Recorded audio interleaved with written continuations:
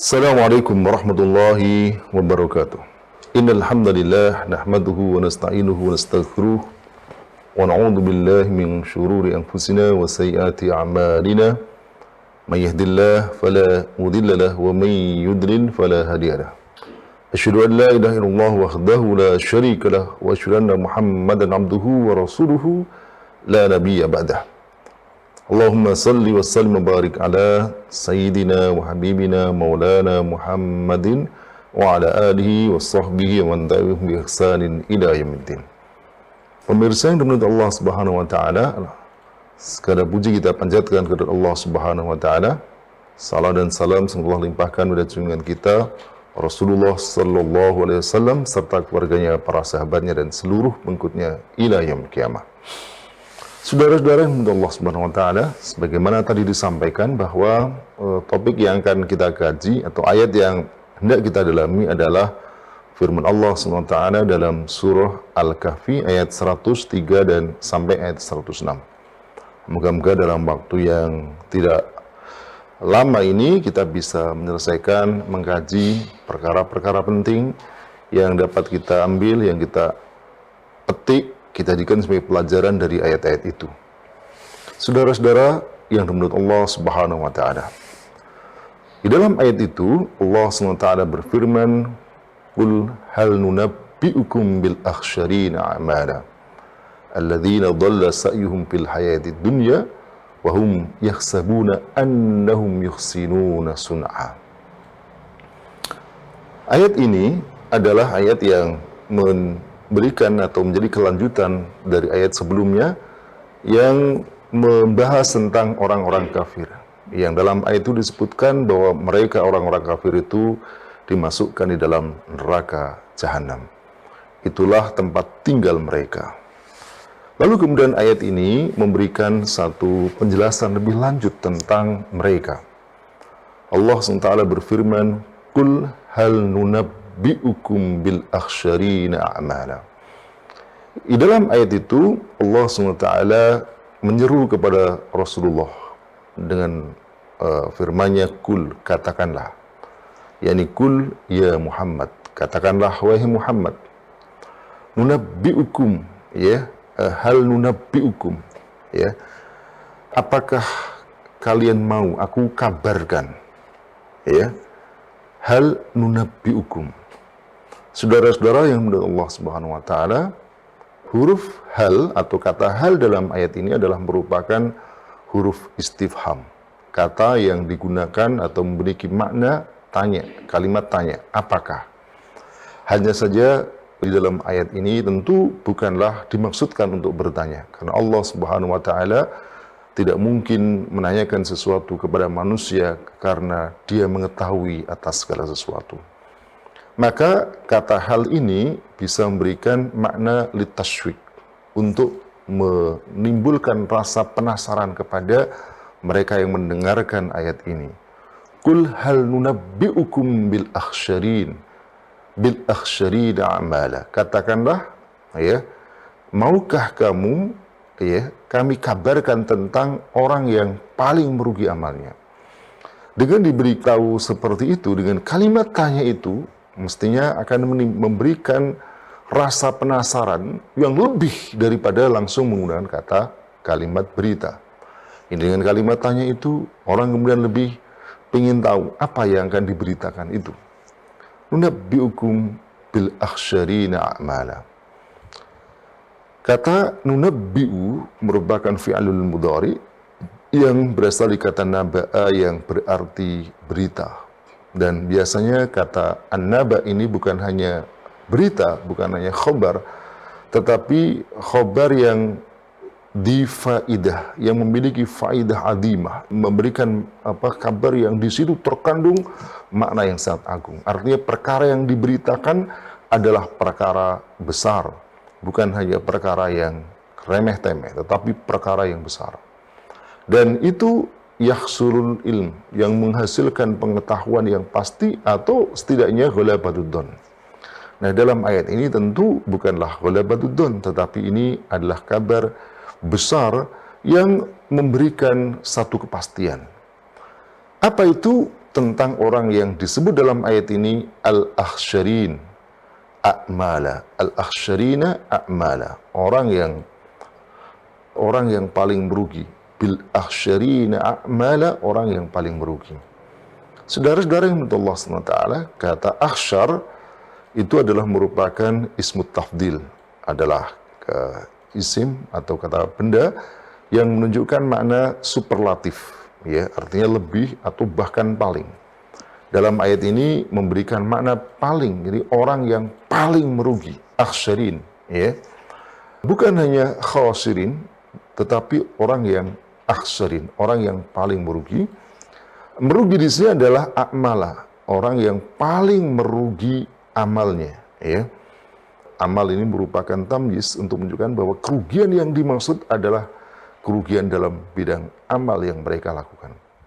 Saudara-saudara yang Allah Subhanahu wa taala, di dalam bahasa Arab kata al-khusru, kerugian, itu maknanya adalah intiqasu ra'sil mal, ya.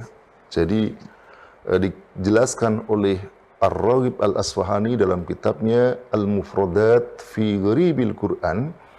Beliau mengatakan bahwa al-khusru wal khusron adalah intiqasu ra'sil mal, berkurangnya modal, ya.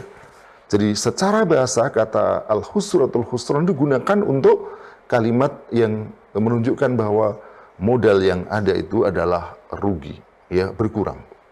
Jadi kalau dalam dunia perdagangan, maka itu menjadi jelas, ya. Kalau ada orang membeli sesuatu, seorang pedagang membeli sesuatu, lalu kemudian dia ketika menjualnya mendapatkan lebih dari modalnya, itulah robiha, itulah untung, ya. Tetapi ketika dia menjual lebih sedikit dari modal yang dia keluarkan, itulah yang disebut dengan al-khusru atau al-khusron, kerugian. Orangnya namanya khasir, orang yang rugi. Nah, di dalam Al-Quran, kata-kata al-khusru atau al-khasir dan semacamnya, itu biasanya merujuk kepada apa yang terjadi di akhirat. Ini seperti yang disebutkan dalam surah Az-Zumar ayat 15 sampai ayat 17. Dalam ayat itu disebutkan, innal khasirina alladhina khusiru anfusahum wa ahlihim yaumal qiyamati ala dzalika huwal khusranul mubin. Dalam ayat itu disebutkan innal khasirin, sesungguhnya orang yang merugi. Khasirin, siapa orang yang merugi itu? Alladzina khasiru anfusahum, mereka adalah orang yang merugikan diri mereka, wa ahlihim, dan keluarga mereka, yaumal qiyamah, pada hari kiamat.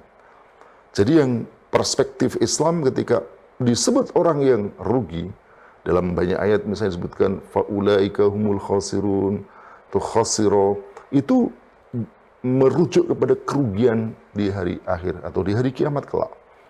Ya, itulah yang kemudian dalam ayat ini disebutkan ala dzalika huwal khusranul mubin. Ingatlah, sesungguhnya itu adalah kerugian yang nyata. Dan memang kalau kita lihat, tak ada kerugian yang lebih besar kecuali mereka yang betul-betul merugi di akhirat, dalam pengertian dia masuk ke dalam neraka. Dan itulah nanti yang akan diterangkan dalam ayat ini. Mereka disebut merugi karena mereka nanti di ujung ayat ini adalah jazaohum jahannam. Balasan bagi mereka itu adalah neraka jahanam. Saudara-saudara yang dirahmati Allah Subhanahu wa taala, dalam ayat-ayat yang lain, ya, semua konteks kerugian itu adalah berkaitan dengan kerugian terutama di akhirat kelak, yakni mereka yang mendapatkan siksa neraka. Dan memang tidak ada siksa yang jauh lebih pedih, yang jauh lebih besar kecuali siksa neraka. Maka layaklah mereka yang masuk dalam neraka itu sebagai orang yang merugi.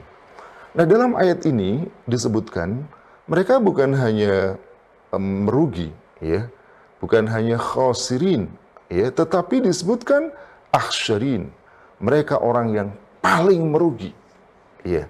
Apa yang paling merugi? Amalnya. Lalu kemudian ayat ini diteruskan, diberikan penjelasan lebih lanjut. Siapakah orang yang bil akhsyarina a'mala, orang yang paling merugi amalnya itu. Di dalam ayat berikutnya, ayat 104, Allah SWT berfirman, alladzina dhalla sa'yuhum fil hayatid dunya wa hum yahsabuna annahum yuhsinuna sun'a. Jadi orang yang merugi dalam ayat disebutkan adalah alladzina dhalla sa'yuhum fil hayatid dunya. Mereka orang yang tersesat dalam amalnya di dunia, ya. Namun mereka menyangka wahum yahsabuna annahum yuhsinuna, dan mereka menyangka bahwa mereka sedang mengerjakan kebaikan. Saudara-saudara yang dirahmati Allah Subhanahu wa taala. Di dalam ayat disebutkan alladzina dhalla sa'yuhum fil hayatid dunya. Di dalam bahasa Arab kata ad-dhalal itu maknanya adalah al-udul anit tariqil mustaqim. Jadi menyimpang dari jalan yang lurus. Itulah yang disebut dengan ad-dhalal. Lawan dari kata al-hidayah, ya. Maka ad-dhalal lawannya adalah al-huda. Al-huda atau al-hidayah adalah jalan petunjuk yang bisa mengantarkan kepada tujuan. Sementara lawannya adalah dhalal, itu adalah jalan yang tidak mengantarkan kepada tujuan. Bahkan al-udul anis siratil mustaqim, dia menyimpang, berpaling, menyimpang dari jalan yang lurus. Dan tentu saja dia tidak akan menyampaikan kepada tujuan. Dalam hal ini, dia menyimpang dari jalan Allah Subhanahu wa taala dan bisa dipastikan akan masuk ke dalam neraka. Allah menyebut dalam ayat ini alladzina dhalla sa'yuhum. Saudara-saudara yang dibentuk Allah Subhanahu wa taala. Seperti yang saya katakan bahwa ad-dhalal itu titul huda, lawannya adalah petunjuk. Di antara ayat yang menunjukkan demikian adalah surah Al-Isra ayat 15. Di dalam ayat itu Allah SWT berfirman, "Faman ihtada fa innama yahtadi li nafsihi, wa man dhalla fa innama yadillu 'alaiha." Faman ihtada, siapa yang mendapatkan petunjuk, fa innama yahtadi li nafsi, maka sungguhnya dia sedang memberikan petunjuk untuk dirinya sendiri. Di situ digunakan kata ihtada. Lalu kemudian Allah SWT menyebutkan wa man dhalla fa innama yadillu 'alaiha. Kata dhalla, maksud saya kata ihtada dilawankan dengan kata dhalla. Wa man dhalla, siapa yang tersesat, maka sungguhnya dia kesesatan itu untuk dirinya. Kata dhalla kadang-kadang juga digunakan untuk menunjukkan jalan yang salah atau jalan yang keliru, tidak sampai sesat. Dalam beberapa ayat, kata dhalla itu dengan makna demikian. Saudara-saudara yang dirahmati Allah Subhanahu wa taala, dalam ayat ini digambarkan bahwa orang yang paling merugi itu adalah alladzina dhalla sa'yuhum. Ya. Sa'yuhum dari kata as-sa'yu itu maknanya adalah al-masyus syari'. Jadi langkah yang cepat, berjalan yang cepat.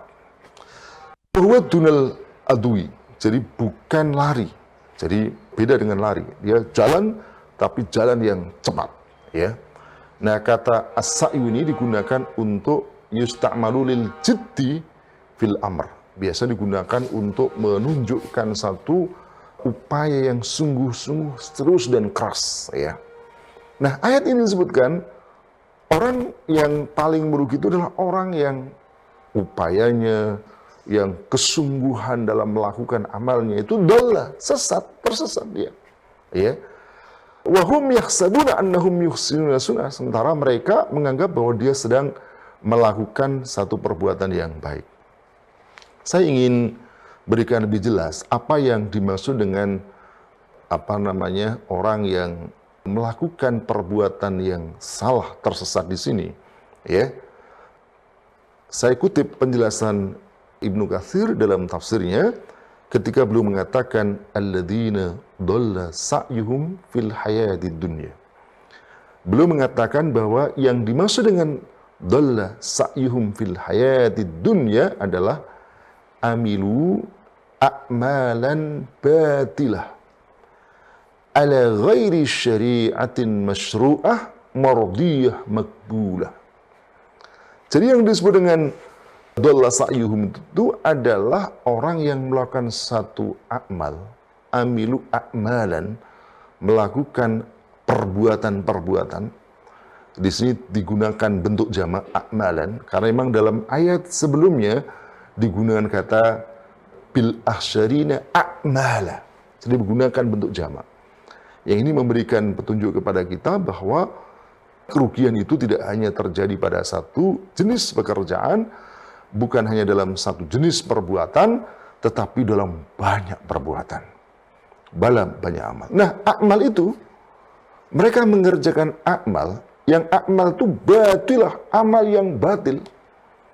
Ala ghairi syari'atin masyru'ah, yang tidak berada dalam syariat yang disyariahkan, mardiyah yang diridhoi, makbulah yang diterima. Jadi tidak disyariatkan, tidak diridhoi dan tidak diterima oleh Allah Subhanahu wa taala. Itulah makna dhalla sa'yuhum fil hayatid dunya. Tetapi orang ini disebutkan sebagai orang yang wahum yahsabuna annahum yuhsinuna sun'a. Mereka mengira bahwa mereka sedang melakukan satu perbuatan ihsan, perbuatan yang baik. Saudara-saudara yang berhormat Allah SWT, saya sebelum melanjutkan ayat ini, saya ingin menggambarkan betapa orang yang melakukan seperti itu adalah orang yang paling merugi. Saudara-saudara yang berhormat Allah SWT, kalau ada orang melakukan satu perbuatan salah dan dia sadar bahwa dia sedang mengerjakan perbuatan yang salah, maka ada kemungkinan bagi dirinya untuk bertobat dari kesalahan itu. Misalnya ada orang yang katakanlah dia makan riba.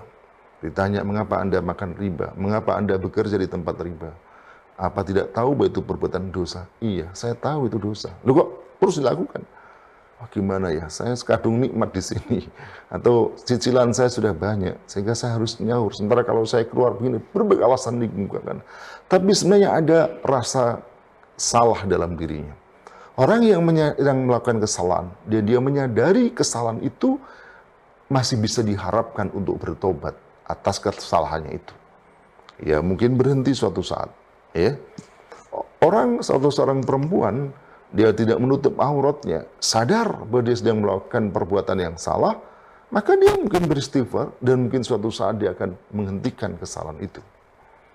Nah, itu kalau orang yang melakukan kesalahan, dia sadar sedang melakukan kesalahan. Saudara-saudara yang Allah SWT, kalau ada orang melakukan perbuatan yang salah, yang batilah, yang ala ghairi syariah, masru'ah, mardiyah dan seterusnya. Tadi dia tidak mengakui bahwa itu satu perbuatan yang salah. Ya tentu tidak mungkin bisa diharapkan bahwa dia akan bertobat atas kesalahannya.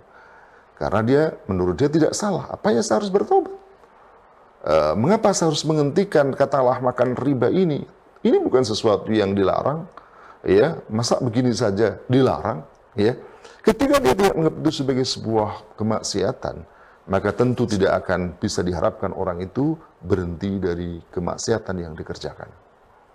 Nah, saya ingin meningkat lagi, lebih parah lagi apa? Adalah orang yang melakukan satu perbuatan yang salah, perbuatan yang batil, perbuatan yang tersesat, tetapi dia menganggap ini sebagai sebuah kebaikan. Nah, maka apa? Dia mungkin bukan hanya tidak akan berhenti, tetapi dia mungkin akan mengorbankan hidupnya untuk melakukan satu kesalahan yang dia anggap sebagai sebuah kebaikan itu. Mungkin dia akan mengorbankan hidupnya, bahkan dia rela untuk miskin, bahkan mati untuk memperjuangkan kebatilan yang dia sangka sebagai sebuah kebaikan. Saudara-saudara yang Allah SWT, ada sebagian ulama yang mengatakan bahwa yang dimaksud dengan ayat ini adalah orang Yahudi dan orang Nasrani. Memang ada satu penjelasan yang ini diperkuat dengan firman Allah SWT dalam surah Al-Ghasyiyah, yang dalam ayat disebutkan amilatun nasibah, ya. Jadi mereka melakukan amal yang serius, ya, tetapi mereka ini yang sungguh-sungguh, tapi itu memberatkan mereka, ya, tetapi kemudian berakhir mereka ke dalam neraka. Jadi suatu saat Sayyidina Umar, khalifah pada saat itu, khalifah Umar bin Khattab, lewat di satu rumah seorang rahib. Lalu kemudian beliau memanggil rahib itu. Dan kemudian oleh Sayyidina Umar dibacakan Sayyidina Umar kemudian memanggil dia, dan Sayyidina Umar menangis. Lalu kemudian ditanya, mengapa Anda menangis, wahai Umar? Beliau kemudian baca ayat ini, amilatun nasibah tasla naron hamiyah. Jadi orang yang melakukan amal yang berat, ya seperti tadi, ar-ruh rahib tadi, mereka menghabiskan hidup mereka, bahkan mereka tidak menikmati kenikmatan dunia, dia tidak menikah dan seterusnya, berbagai macam kenikmatan dunia dia tidak ambil, ya. Demikian juga mungkin kesenangan-kesenangan lain tidak didapatkan, ya. Tetapi berakhir pada tasla naron hamiyah, yang dia masuk ke dalam neraka yang mengepung dirinya, neraka yang sangat panas. Saudara-saudara yang Allah SWT, meski itu adalah yang disebutkan oleh Sayyidina Umar, tentu bukan hanya mereka. Ini berlaku siapa saja yang memiliki sifat yang sama. Mereka yang menghabiskan hidupnya atau melakukan perbuatan yang tersesat tetapi dia mengira itu sebagai sebuah kebaikan. Saudara-saudara menurut Allah SWT, saya sedikit pernah membaca kisah Karl Marx misalnya. Dia adalah seorang penggagas ideologi komunisme. Ya. Karl Marx ini ya jelas ideologi yang dibawa adalah ideologi yang sesat, yang mengantarkan manusia pada kesengsaraan di dunia, dan yang jauh lebih penting adalah kesengsaraan dia di akhirat. Tetapi apa yang didapatkan di dunia, hidupnya sengsara, dia harus berpindah satu tempat yang untuk memperjuangkan ideologinya, bahkan disempat di penjara dan seterusnya. Betapa meruginya orang yang seperti ini. Dia melakukan satu amal kesesatan, bahkan menyesatkan manusia, dan dia mengorbankan untuk memperjuangkan kesesatan itu. Orang seperti ini merugi fid dunya wal akhirah.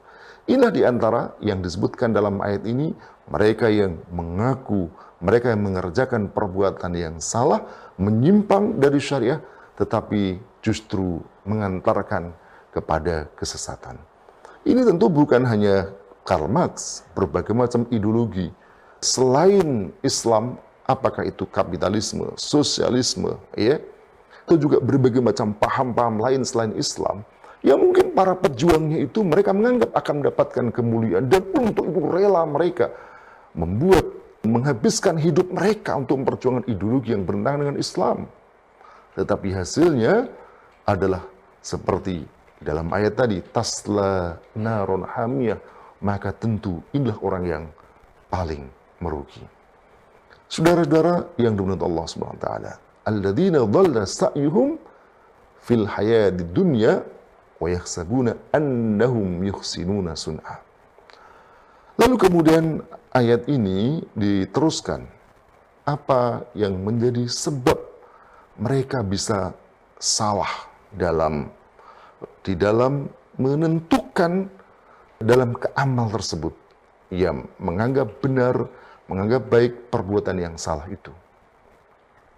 Saudara-saudara yang dimuliakan Allah Subhanahu wa taala, dalam ayat berikutnya, ayat 105, Allah Subhanahu wa taala kemudian menjelaskan mereka itu. Ulaika alladzina kafaru bi ayati rabbihim wa liqa'ih.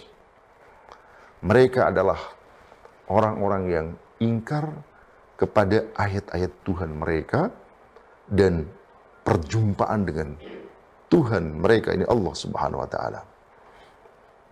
Bi ayati rabbihim, ya. Ini adalah kata Allah dalam tafsir Al-Munir yang ditulis oleh Dr. Wahbah Az-Zuhaili. Beliau mengatakan bahwa kafaru bi ayati rabbihim maknanya adalah bil Quran, yakni mengingkari Al-Quran. Hal yang sama juga disampaikan oleh Ibnu Ashur dalam tafsirnya At-Tahrir Tanwir ketika beliau mengatakan wal ayat, yakni Al-Quran wal mu'jizat. Saya kira pendapat yang lain tidak jauh berbeda dengan itu, bahwa bi ayati rabbihim adalah ayat-ayat Tuhan mereka dan Al-Quran yang Allah turunkan. Itulah ayat yang nyata yang Allah turunkan kepada Rasulnya Muhammad sallallahu alaihi wasallam. Mereka disebut adalah orang-orang yang ingkar kepada ayat-ayat Tuhan mereka, wa liqa'ihi, dan perjumpaan dengan Allah. Maknanya yakni mereka juga ingkar kepada yaumul ba's, yaumul qiyamah, ya. Dan tentu saja mereka ketika mengimani kedua itu, sebenarnya mereka sudah pasti mereka adalah orang yang ingkar, ya, orang yang kafir, karena sesungguhnya orang yang kafir sebagian mengingkari sebagian perkara yang diwajibkan, sesungguhnya mereka posisinya atau statusnya adalah kafir. Lalu dalam ayat ini disebutkan fahabitat a'maluhum fala nuqimu lahum yaumal qiyamati wazna. Jadi ini kita sudah mulai mendapatkan titik terang. Mereka disebut sebagai bil ahsyarina amala, orang yang paling merugi amalnya. Nah, tadi saya katakan orang yang paling merugi amalnya itu adalah orang yang di akhiratnya mereka mendapatkan siksa. Nah, ini sudah disebutkan, ada nanti ayat ini, kemudian ayat juga berikutnya menunjukkan bentuk kerugian mereka. Apa? Fahabitat a'maluhum. Maka terhapuslah amal mereka. Batalat bikufrihim. Jadi amal mereka batal, amal mereka sia-sia. Jadi kerugian pertama, amal mereka sia-sia. Apa yang mereka anggap sebagai sebuah kebaikan, itu dinilai Allah bukan kebaikan. Itu kerugian pertama yang disebutkan dalam ayat ini. Betapa kecewanya mereka berharap dengan perbuatan yang mereka kerjakan mendapatkan kebaikan, tetapi oleh Allah SWT dianggap tidak ada. Fahabitat a'maluhum, amal mereka terhapus, amal mereka batal, sia-sia, tidak dianggap oleh Allah Subhanahu wa taala.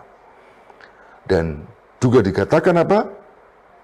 Fala nuqimu lahum yaumal qiyamati wazna. Maka kami tidak adakan bagi mereka pada hari kiamat timbangan. Tidak ada penimbangan terhadap amal mereka. Ya. Ini juga mempertegas bahwa amal mereka sama sekali tidak membenderatkan kebaikan sehingga mendapatkan balasan atas apa yang mereka, balasan kebaikan atas apa yang mereka kerjakan. Saudara-saudara yang dimuliakan Allah Subhanahu wa taala, yakni terhapus amalnya, tidak mendapatkan balasan kebaikan, pahala kebaikan di akhirat kelak.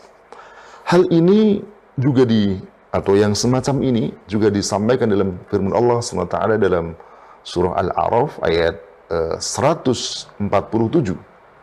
Di dalam ayat tersebut Allah SWT berfirman, "Walladzina kadzabu bi ayatina wa liqa'il akhirati habitat a'maluhum hal yujzauna illa ma kanu ya'malun." Coba perhatikan dalam ayat ini, walladzina kadzabu bi ayatina, dan orang-orang yang mendustakan ayat-ayat kami. Wa liqa'il akhirah, dan perjumpaan pada hari akhirat. Sama persis dengan surah Al-Kahfi tadi. Mereka alladzina kafaru bi ayatina. Kalau dalam surah Al-A'raf disebutkan kadzabu bi ayatina, kemudian waliqaihi dalam surah Al-Kahfi, sementara dalam Ar-Ra'd disebutkan waliqa'il akhirah, perjumpaan pada hari akhirat. Lalu hukuman atas mereka habitat a'maluhum, maka tidak amal mereka sia-sia, terhapus. Bahkan dalam ayat yang lain bukan hanya terhapus di dunia, bahkan juga di akhirat. Dalam surah Al-Imran ayat 21 dan ayat 22. Ya, sekali lagi bicara tentang orang yang ingkar kepada ayat-ayat Allah Subhanahu wa taala. Innal ladzina yakfuruna bi ayatillahi wa yaqtuluna an-nabiyyina bighairi haqqi wa yaqtuluna alladzina ya'muruna bil qisti minan nas fabashshirhum bi'adzabin alim. Sesungguhnya orang-orang ingkar pada ayat-ayat Allah, membunuh para nabi dengan cara yang tidak hak, membunuh orang memerintahkan keadilan dari kalangan manusia, maka berikanlah kabar gembira buat mereka berupa azab yang pedih. Siapa itu? Ulaika alladzina habitat a'maluhum bid dunya wal akhirah. Mereka adalah orang yang terhapus amal mereka di dunia dan akhirat. Saudara-saudara yang Allah SWT, dan yang kedua tadi disebutkan fala nuqimu lahum yaumal qiyamati wasna. Imam Al-Qurtubi memaknai fala nuqimu lahum yaumal qiyamati wasna itu dengan makna annahum la sawaba lahum. Ya. Wa a'maluhum muqabalatun bil adab. Fala hasanata lahum tuzanu fi mizanil qiyamah. Ya. Jadi beliau katakan bahwa tidak ada, sesungguhnya mereka tidak memiliki sawab, tidak memiliki pahala. La sawaba lahum, tidak ada pahala untuk mereka. Wa amaluhum muqabalatun bil adab, bahkan amal mereka dibalas dengan adab. Fala hasanata lahum, tidak ada kebaikan bagi mereka. Tuzanu fi mizanil qiyamah, yang itu ditimbang dalam mizan hari kiamat. Wa man la hasanata lahu fahuwa finnar, dan siapa yang tidak punya kebaikan fahuwa finnar, maka dia di neraka. Ini penjelasan Imam Al-Qurtubi tentang makna fala nuqimu lahumal qiyamati wasna. Lalu kemudian di dalam ayat berikutnya Allah menegaskan dzalika jazaohum jahannam, dan balasan untuk mereka adalah jahannam. Ini tadi dikatakan mereka terhapus amalnya, tidak ditimbang kebaikannya, tidak ditimbang dari kiamat kebaikannya, dan tidak punya pahala, dan balasan mereka adalah jahannam. Dzalika jazaohum jahannam. Lalu kemudian ditegaskan lagi oleh ayat ini, mengapa demikian berat balasan buat mereka. Dzalika jazaohum jahannamu bima kafaru. Di sini maknanya adalah sababiyah. Bisababi kufrihim, yakni disebabkan oleh kekafiran mereka. Kekafiran mereka lah yang membuat mereka mendapatkan balasan sedemikian berat. Bahkan bukan hanya itu, wattakhadhu ayati wa rusuli huzwa, dan mereka juga menjadikan ayat-ayat dan rasulku sebagai bahan tertawaan, bahan olok-olokan. Saudara-saudara Allah SWT, saya ingin menggarisbawahi satu hal yang sangat penting, yang tadi saya katakan bahwa ada pelajaran yang penting yang dapat diambil dari ayat ini. Tentu banyak pelajaran, tetapi ini pelajaran yang maksud saya mau saya tekankan untuk kita jadikan perhatian bersama adalah tentang kesalahan orang dalam menilai sebuah amal. Saudara-saudara yang Allah SWT, tadi dikatakan dalam ayat ini bahwa orang yang paling merugi adalah orang yang melakukan amal yang sesat, yang batil, ala ghairi syariah masyru'ah, tetapi dia merasa bahwa dirinya sedang melakukan satu kebaikan. Dalam ayat itu yang menarik adalah mereka yang seperti itulah orang yang ingkar kepada ayat-ayat Allah dan hari akhir.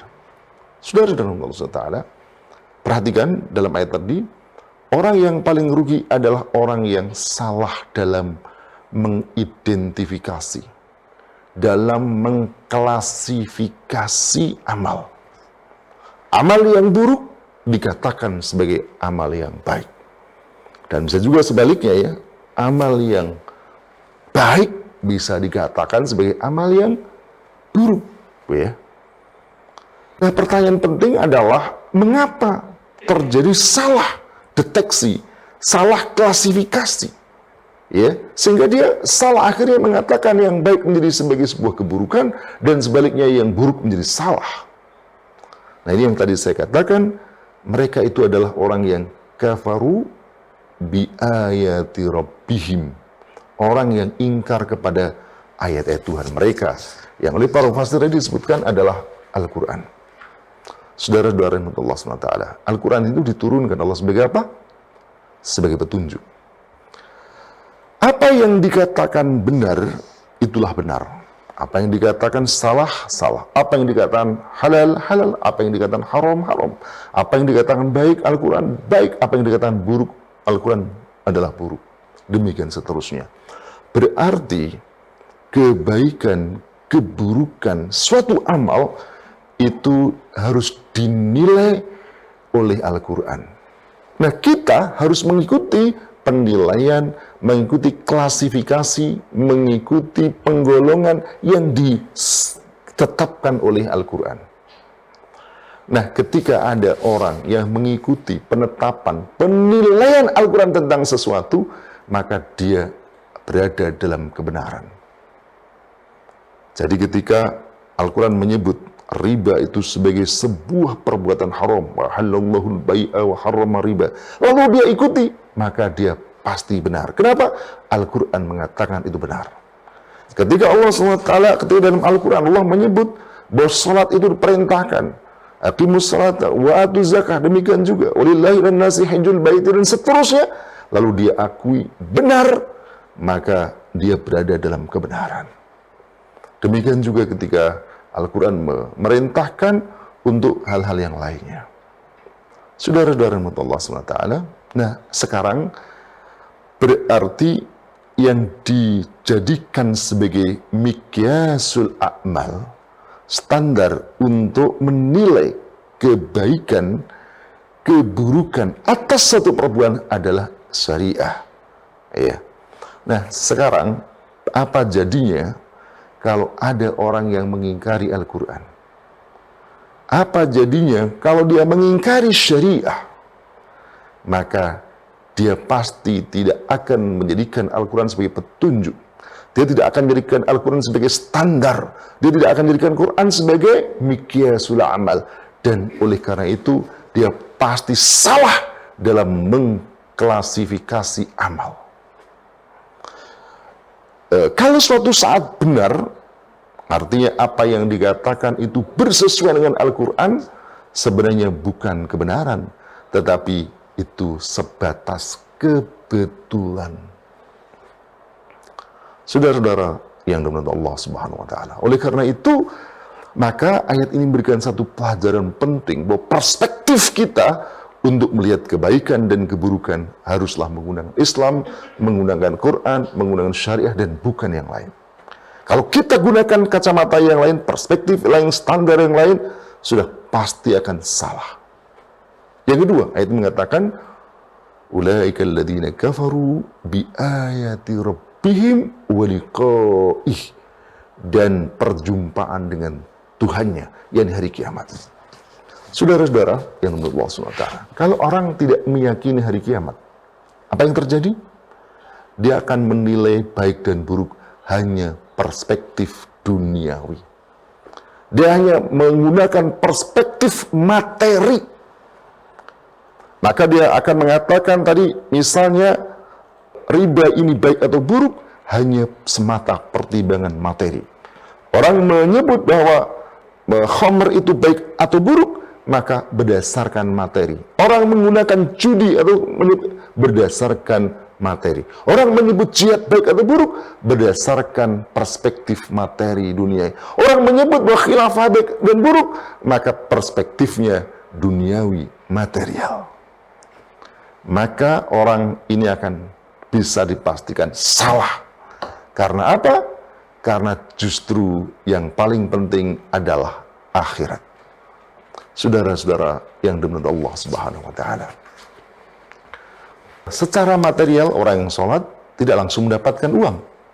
Orang yang puasa mungkin tidak mendapatkan terus menjadi kaya. Demikian juga mungkin melakukan berbagai macam perbuatan yang lainnya. Tetapi itu adalah perbuatan baik. Kenapa? Karena akan mendapatkan pahala di akhirat. Akan membuat dia mendapatkan ridho, bahkan dimasukkan Allah Subhanahu wa taala ke dalam surganya. Jihad misalnya demikian juga. Kalau menggunakan perspektif duniawi, materi, maka dia akan salah. Mungkin dia akan tolak, ya, dan seterusnya.